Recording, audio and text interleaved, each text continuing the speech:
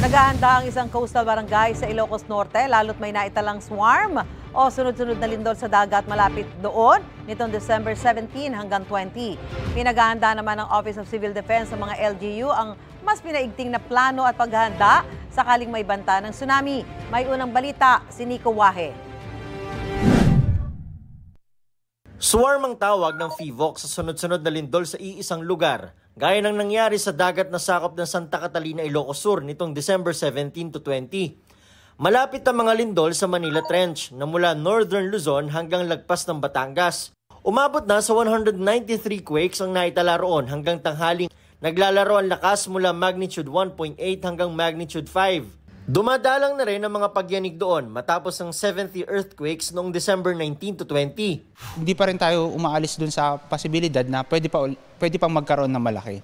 Kapag gumalaw ang Manila Trench, ang worst case scenario ay lindol na mula magnitude 7 hanggang magnitude 8.4 at posibleng tsunami.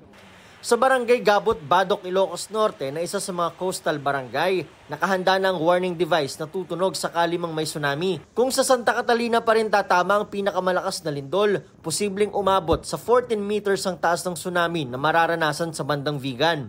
Sintaas ng mahigit 3 palapag na gusali. Sabi ng FIVOC, sakali magka-tsunami, hindi ligtas na lumikas sa mga gusali. Sa ngayon, hindi pa namin ina-advise sa mga hotel. So, mostly mga hills, mga matataas na lugar talaga. Ayon sa Office of Civil Defense, kailangan mas palakasin ang paghahanda at seryosohin ng mga babala. Kailangan daw ang mga contingency plan sa bawat LGU o maging sa mga barangay.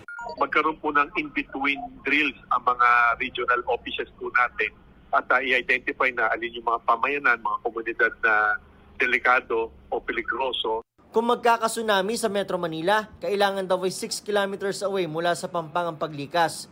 Sa tanong kung gagalaw ang West Valley Fault, kung gagalaw ang Manila Trench, hindi siya connected kasi ibang earthquake generator siya. Ito ang unang balita, Nico Wahe, para sa GMA Integrated News. Gusto mo bang mauna sa mga balita?